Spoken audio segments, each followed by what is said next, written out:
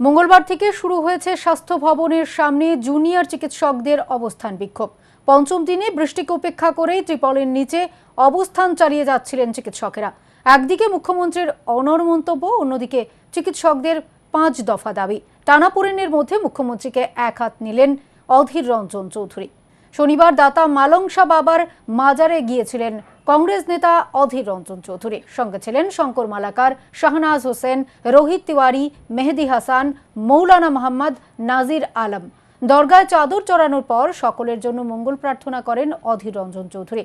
পরে সাংবাদিকদের মুখোমুখি হয়ে বর্তমান পরিস্থিতি প্রসঙ্গে বলতে গিয়ে মুখ্যমন্ত্রীকে এক হাত নেন তিনি জানান, অহমিকা দম্ভকে দূরে সরিয়ে রেখে চিকিৎসকদের সঙ্গে আলোচনায় বসা প্রয়োজন মুখ্যমন্ত্রীর।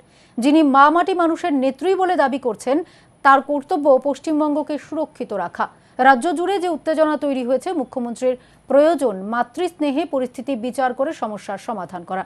বাংলার মুখ্যমন্ত্রী তাকে বলবো, আপনি সকলের মাথা। যারা আন্দোলন করছে তারা আপনার সন্তান সন্ততির মতন।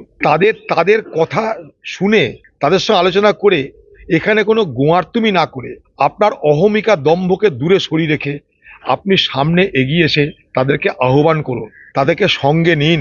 তারা কেউ আপনার শত্রু না, তারা তাদের যন্ত্রণা, দুঃখ, ক্ষোভের বহিঃপ্রকাশ ঘটাচ্ছে আপনার বিরুদ্ধে নয়, সিস্টেমের বিরুদ্ধে। সেই সিস্টেমের বিরুদ্ধে তারা প্রতিবাদ করছে। এই সিস্টেমের বিরুদ্ধে প্রতিবাদ যেখানে করছে সেখানে আপনি তাকে জবাব দিন, বোঝান, তবে না আপনি মুখ্যমন্ত্রী হয়েছেন। আপনি নিজে মা মাটি মানুষের নেত্রী বলে দাবি করেন, আর বাংলার মা বোনেরা ধর্ষিতা হচ্ছে, খুন হচ্ছে, ধর্ষণ হচ্ছে, তাও হাসপাতালের মধ্যে। প্রতিবাদ যারা করছে তারা তো তাদের জন্য করছে, তারা তাদের নিজেদের চাকরির জন্য করছে না, তারা ভালো ডাক্তারি পোস্টিং পাওয়ার জন্য করছে না। তারা চাইছে যে গোটা স্বাস্থ্য ব্যবস্থার একটা পরিবর্তন হোক, স্বাস্থ্য ব্যবস্থাটা মানুষের প্রকৃত সেবায় আসুক। আপনি তো স্বাস্থ্যমন্ত্রী, আপনার উচিত কি আপনি সকলের বড়, আপনি তাদের মায়ের মতন। দিদি, যারা আন্দোলন করছে আপনি তাদের মায়ের মতন ভাবুন নিজেকে। আপনি নিজেকে মুখ্যমন্ত্রী হয়ে তাদের সঙ্গে প্রতিযোগিতায় নেবেন না। সমস্যা হচ্ছে কি, আপনি মনে করছেন সবাই আপনার প্রতিযোগী, আপনার বিরুদ্ধে যে কথা বলবে সেই আপনার প্রতিযোগী নয়। সমাজে আমরা প্রত্যেকে আমাদের সমস্যার কথা বলতে পারি। ঘটনাচক্রে আপনি মুখ্যমন্ত্রী, তাই আপনি শুনবেন। আপনি না থাকলে অন্য মুখ্যমন্ত্রী শুনতো। মুখ্যমন্ত্রী পদটা করে স্থায়ী পদ নয়।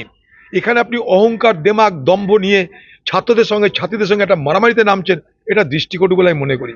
শনিবার আন্দোলনরত জুনিয়র ডাক্তারদের সঙ্গে দেখা করতে যান মুখ্যমন্ত্রী মমতা বন্দ্যোপাধ্যায়। মুখ্যমন্ত্রীর সামনে বিচারের দাবিতে স্লোগান দেন আন্দোলনরত চিকিৎসকেরা।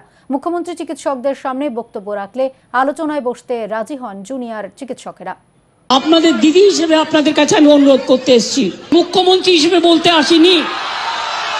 আমি আপনাদের দিদি হিসেবে বলতে এসেছি, যাতে আপনারা না ভাবেন হ্যাঁ আমি চিফ মিনিস্টার আছি, আমি একটা পার্টিও বিলংস করি, কিন্তু আপনাদের কাছে এসেছি যদি বলেন as a chief minister, as a elder sister, এবং আপনাদের আন্দোলনের সমব্যথী এবং সমসাথী।